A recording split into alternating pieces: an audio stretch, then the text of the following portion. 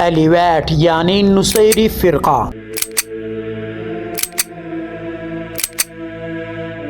یعنی حضرت علی رضی اللہ تعالی عنہ کی وہ اولاد جو نبی علیہ الصلوۃ والسلام کے نواسوں میں سے نہیں ہے۔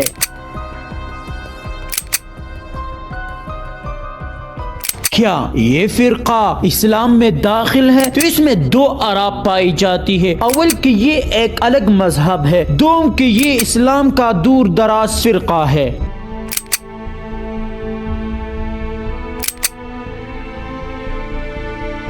ایلیویٹس کی کل تعداد 40 لاکھ ہے اور ہم بے خبر ہے۔